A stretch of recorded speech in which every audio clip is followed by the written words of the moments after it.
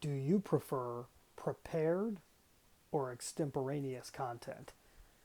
Hi, I'm Brian Pombo. Welcome back to Brian J. Pombo Live.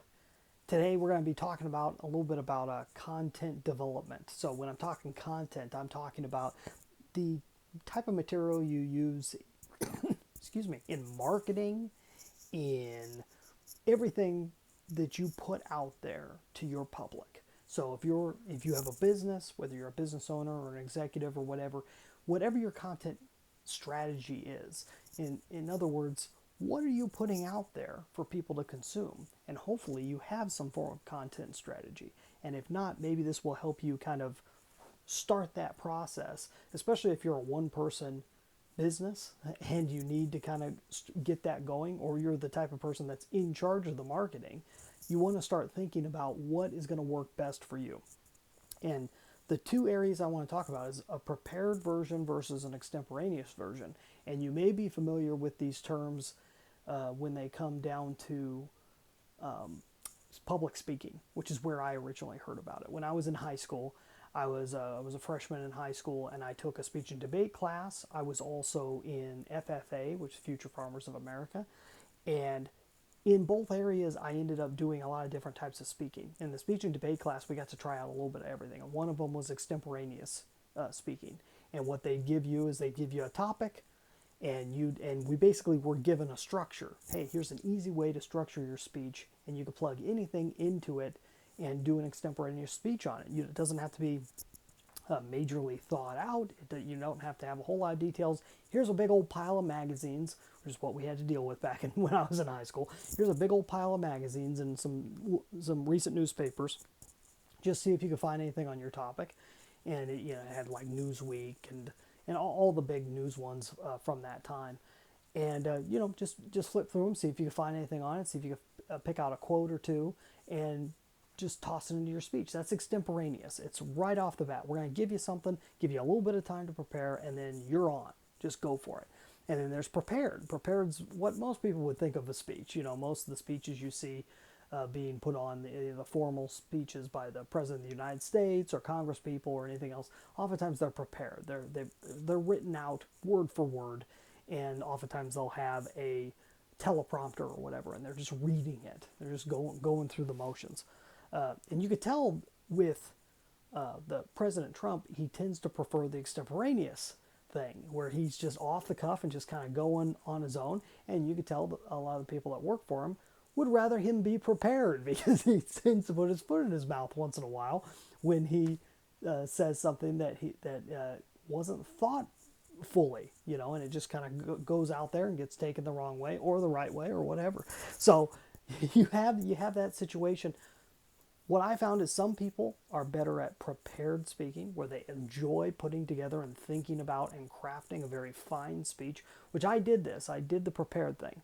And I was not as crazy about it, even though I had a background in acting, and I thought that I really wanted to, be in plays and be on TV and movies and everything else, and just learn your lines and blurt them out there.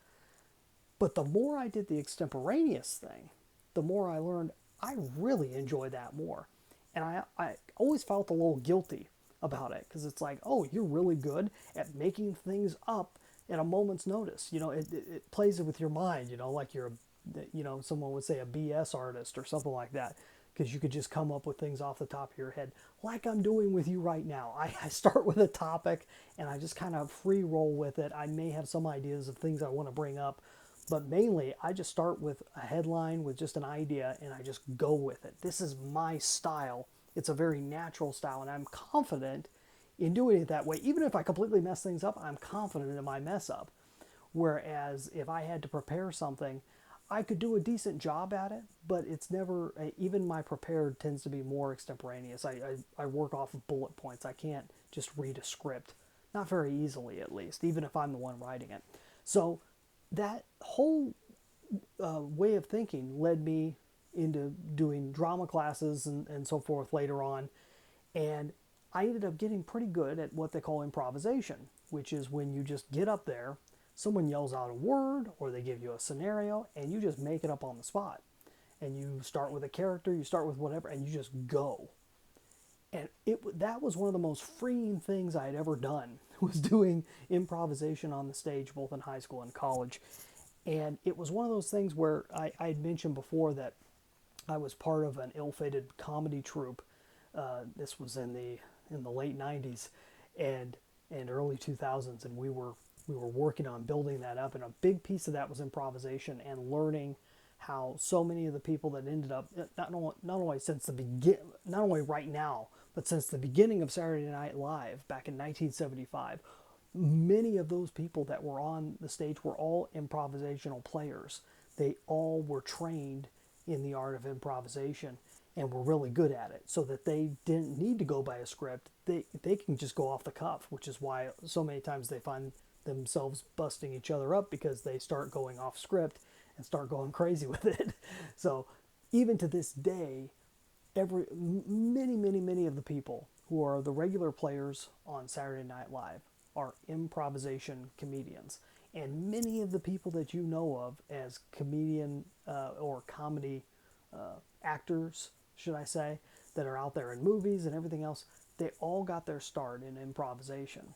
And it's one of those things that's always been in the back of my mind. I haven't returned to it in years and years and years. It's probably been a good 20 years since I've really looked into it. I've always kind of watched it from the edge as it started becoming more and more popular. You had a TV show called Whose Line Is It Anyway? And there are all these other things. It was always one of these things I was interested in, but hadn't. And I had friends that went off and took classes in Groundlings as a school in the LA area.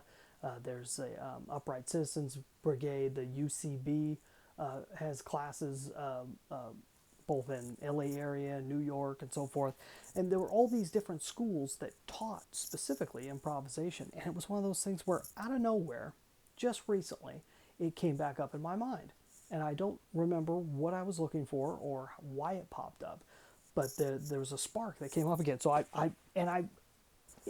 it made me think a lot of what I'm doing right now online, and a lot of my content and everything is all based on improvisation. And I've always liked to kind of dig around the edges of what I'm doing to get better at what I do, and to learn a little bit more about myself and how I can be more confident in what I do. So I went out and I did a little bit of research, and I got a couple books that I'd never gotten on improvisation, but I always wanted. This one's called Truth in Comedy. This is considered kind of the Bible, the initial book, one of the first major books written about improvisation by Sharna Halpern, Del Close, and Kim Howard Johnson. So this Del Close is considered kind of the godfather of improvisation comedy. See, I don't even know if any of this stuff will make any sense to you, but I'm telling you where I'm at in the process here. So the other one is Upright Citizens Brigade Comedy Improvisation Manual. This is a textbook, basically, that I believe everyone's required to get a copy and read when you first take classes at the UCB. These guys have always been my favorite. I watched their television show. They were my first introduction into a method called Howard, and all the things that have come off from there. It's all about long form improvisation is the type that I've always been the most interested in. And that's the type that it isn't just a little skit here and a little skit there. They try to make it kind of a longer storyline, which is something I've always been impressed with. So that's some ideas. I'm just telling you my end of things because I come from the extemporaneous world. If you're more of a prepared person, would you rather do writing? I found that many people who are more prepared thinkers, they enjoy writing more than they do getting in front of a camera or getting in front of a microphone and recording themselves. So it's just some ideas. Toss it out there just to get you to start thinking, okay, who am I? What am I more into? And stick to what you're interested in and start moving in that direction. You could always try out other things later. Hopefully that's helpful to you. Hey, go check out the Amazon Proof Strategy session over at brianjpombo.com/Amazon. That link is in the description. We'll be back tomorrow. I've always got these crazy ideas. Hopefully we'll get into more detail in the future. You have a great night. We'll be back tomorrow. In the meantime, get out there and let the magic happen.